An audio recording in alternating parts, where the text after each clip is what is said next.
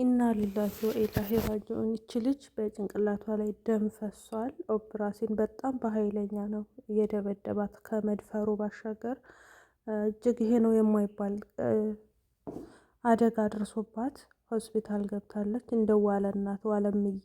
ኢጃዛ ቤት ማለት ምን ማለት ነው የምትሉ እህቶች አላቸው። ኢጃዛ ቤት ማለት ከስራ እረፍት የምታደርጉበት፣ በብዛት ውጭ ላይ የምትሰሩ እህቶቼ እረፍት የሚያደርጉበት የኢጃዛ ቤት ይባላል። ይቅርታ። ሰላም አለይኩም ወራህመቱላሂ ወበረካቱ። ውድና የተከበራችሁ የተወደዳችሁ የሉት ቤተሰቦች እንደምን አላችሁ? እንደምን ቆያችሁ? እንደምን ሰነበታችሁ? ከኔ ጋር አልሐምዱሊላህ ረብል ዓለሚን ሁሉ መልካም፣ ሁሉ ሰላም ነው። ለዚህ ዩቲዩብ ቻናል አዲስ የሆናችሁ ላይክ እና ሼር ሰብስክራይብ እያደረጋችሁ ቤተሰብ እንድትሆኑ በትህትና ጠይቃለሁ ማለት ነው። ውዶች ማሮቼ፣ ጠዋት ላይ አንድ ቪዲዮ ለቅቄ ነበረ። እሱ ምንድን ነው ቢሮ ላይ ምን ነበር የሚባለው? ስሙን ብቻ ስሙን ጠቅሻለሁ፣ የቢሮውን ስም ማለት ነው። እና በዛ ቢሮ የመጣችሁ እህቶቼ እባካችሁ ተጠንቀቁ። እንደገና ደግሞ ሼር አድርጉና ይሄ ቢሮ በህግ እንዲጠየቅ ይደረግ ማለት ነው። ልጆችን እየደበደበ እህቶቻችንን እየደበደበ ነው እና እየገባችሁ እዩት። ወደኋላ ተመልሳችሁ እባካችሁን ሼር አድርጉ፣ ላይክ አድርጉ። አይከፈልበትም እኮ እናንተ ላይክ ብታደርጉ ብዙ ሰዎች ጋር ይደርሳል። እነዚህ ልጆች ደግሞ የመረዳት እድል ይኖራቸዋል ማለት ነው።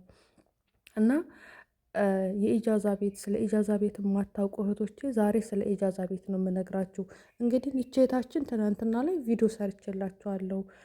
ኢጃዛ ቤት ተደፍራ መድፈሩ ሳያንስ ሰውየው መድፈሩን ሳያንስ እንዳልነበረ እንደዚህ እቅጥቅጥ አድርጓት። የሰው ልጅ እኔ አላቅም። የሰው ልጅ እንደ በዚህ ልክ ይደበደባል? እንደ በዚህ ልክ ይደረጋል የሰው ልጅ?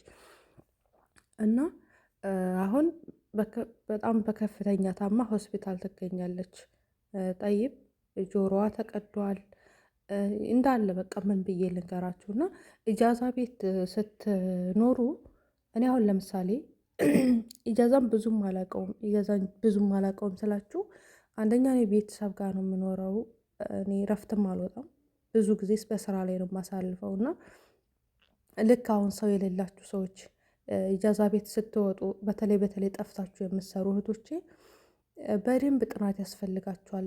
ቢቻል የሀገራችሁን ሰው እንደው ቢያንስ የሀገር ሰው ጥሎ አይጥልም በሚለው እንውሰደውና ጎርቶ አይጎዳም በሚለው እንውሰደውና፣ አንዳንዶች እኮ እኛ አበሾች በጣም ክፉ ነን። ምክንያቱም ሰው የላትም፣ ምን አባቷ ታመጣለች፣ ምን ታመጣለች፣ ምን ታረገኛለች የሚባል ነገር አለ። ገባችሁ?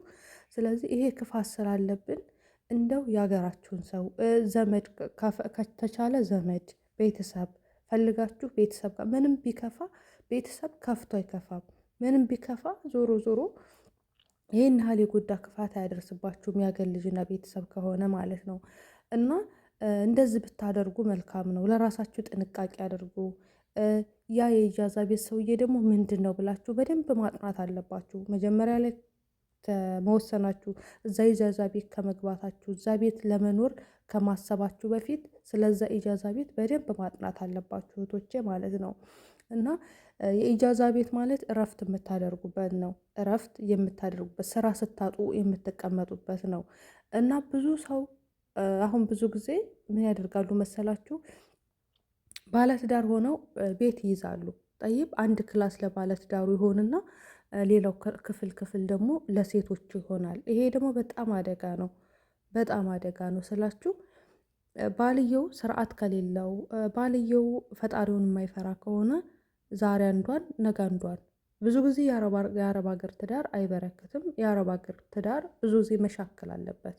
ለምን ካላችሁኝ፣ ወንድየው ከሴቶች ጋር ስለሚገናኝ፣ ወንድየው በትንሽ በትልቁ ከሴቶች ጋር ስለሚገላፈጥ ስለሚያወራ፣ ያ ማለት ደግሞ ሰው ልጅ ጋር ተቀራረባችሁ ማለት ደግሞ ያው የሰው ልጅ የሚበላ የሚጠጣ ሁሉ ስሜት አለው። ስለዚህ ይሳሳታል፣ ዝሙት ውስጥ ይገባሉ።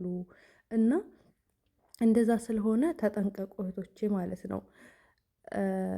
እኔ ምንም የምለው ነገር የለኝም። ወላሂ ቃል ነው ያጣሁት። አሁን ይቺ ልጅ ኦፕራሲን ገብታለች። ወይኔ እናትና አባቷ እንዴት ነው የሚሆኑት? ወላሂ አረብ ሀገር ላይ ውጭ ላይ መስራት በጣም ከባድ ነው። ብዙ ጊዜ ከባድ ነው ብዬ እናገራለሁኝ። እና ለዚህም ያደርጋል። ገባችኋል? ኮንትራት ከሆናችሁ ግን ኢጃዛ ቤት አትሉም። ምንም አትሉም። ሁልጊዜም ስራችሁን ነው የምትሰሩት። ስራ አጣሁ አትሉም፣ ምንም አትሉም። ገባችሁ አይደለ?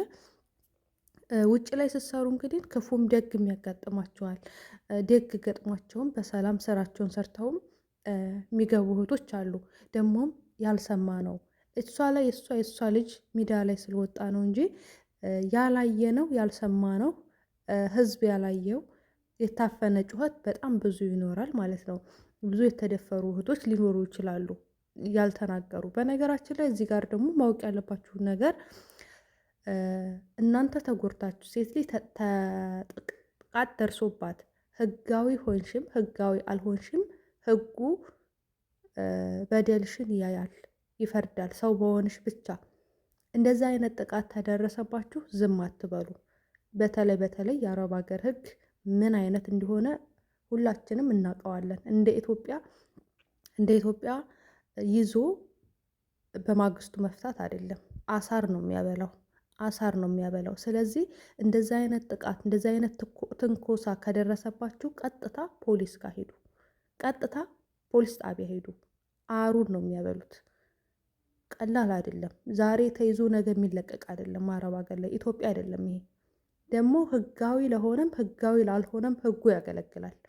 ህጋዊ ስላልሆንሽ አይረዳኝም ብለሽ እንትንሽን ብሶትሽን እፍና አድርገሽ አትኖሪ።